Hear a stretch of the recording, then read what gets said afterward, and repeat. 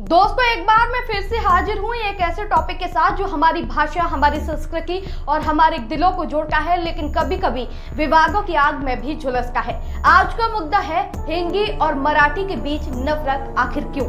भाषा युद्ध का विवाद आखिर क्यों उत्पन्न हुआ? जी हाँ, ये सवाल आज हर तरफ गूंज रहा है, क्योंकि हिंदी और मराठी भाषी लोगों के बीच में तनाव की बातें उठती हैं। क्या ये सिर्फ भाषा का झगड़ा है या इसके पीछे कोई और गहरा राज छुपा है?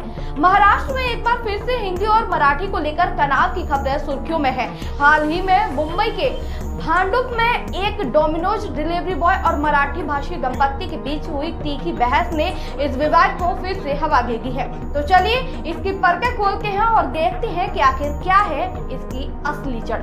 दोस्तों, 13 मई 2025 को मुंबई के भांडुप में एक डोमिनोज डिलीवरी बॉय और एक मराठी भाषी दंपत्ति के बीच बहस का वीडियो वायरल हुआ। दंपत्ति ने डिलीवरी बॉय से मराठी में बात करने को कहा, लेकिन डिलीवरी बॉय ने जवाब दिया, मुझे मराठी क्यों बोलनी है? हम हिंदुस्तान में रहते हैं, हिंदी बोलेंगे और कोई भी भाषा बोल सकते हैं, कोई भी फर्क नहीं पड़ता।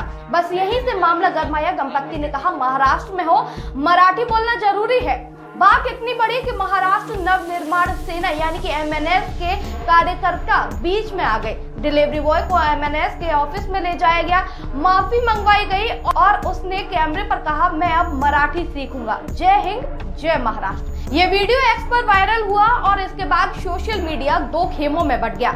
कुछ यूजर्स ने कहा कि महाराष्ट्र में मराठी बोलना चाहिए, ये स्थानीय संस्कृति का सम्मान है, तो वहीं दूसरों ने तर्क दिया कि भारत में कोई भी भाषा बोलने की आजादी है, हिंदी राष्ट्रीय संपर्क भाषा है, तो इसमें क्या गलत है? और उसने सही भी कहा।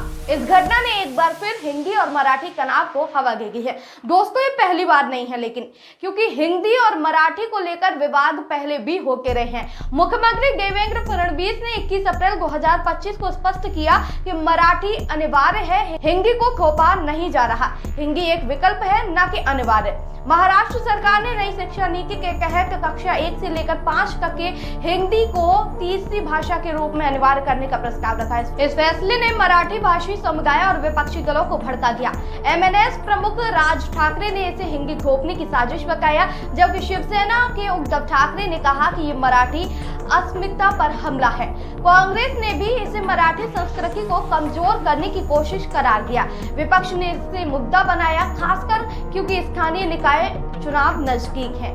क्या ये सिर्फ भाषा का मसला है या इसके पीछे वोट बैंक की राजनीति है? ये समझने वाली बात है। दोस्तों, डोंबिवली मारपीट मामला 9 अप्रैल 2025 मुंबई के जहां डोंबिवली है, वहां 2 महिलाओं के साथ मारपीट हुई क्योंकि उन्होंने मराठी की जगह हिंदी में माफ करे कहा। एक महिला के पास बच्चा था, फिर भी स्थानीय लोगों ने उस पर हमला किया। पुलिस ने इस मामले की जांच शुरू की, लेकिन वीडियो वायरल होने के बाद विवाद और बढ़ गया। इसके बाद 16 मार्च 2025 को पुणे के बाघोली में डी मार्ट स्टोर पर एक व्यक्ति ने मराठी बोलने की जिद की, जबकि दूसरे ने कहा, मैं हिंदी में ही बोलूंगा। बात हाथापाई तक पहुंच गई और वीडियो सोशल मीडिया पर वायरल हो गया। एयरटेल कर्मचारी का विवाद भी 13 मार्च 2025 को हुआ था। हाल ही का ये मामला है।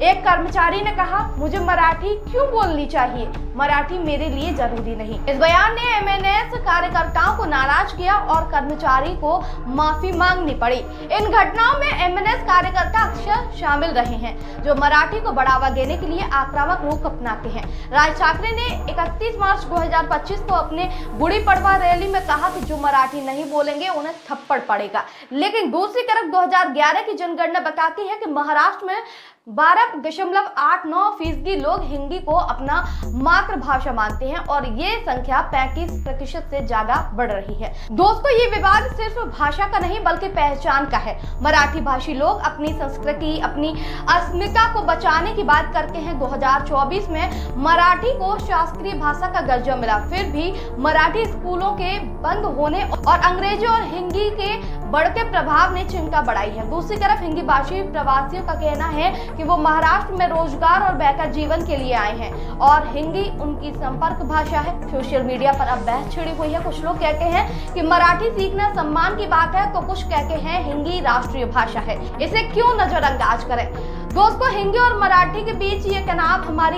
एकता को कमजोर करता है। मराठी महाराष्ट्र की आत्मा है, लेकिन हिंदी भारत को जोड़ने वाली कड़ी है। दोनों भाषाएं हमारी धरोहर हैं। डोमिनोज जैसे मामले हमें दिखाते हैं कि छोटी छोटी बातें कैसे बड़ा विवाद रूप ले लेती हैं।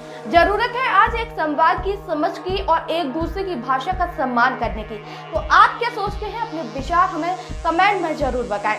इसके अलावा हैशटैग भाषा एकता के साथ और इस चर्चा को जोश के साथ आगे बढ़ाएं। जय हिंद, जय भारत।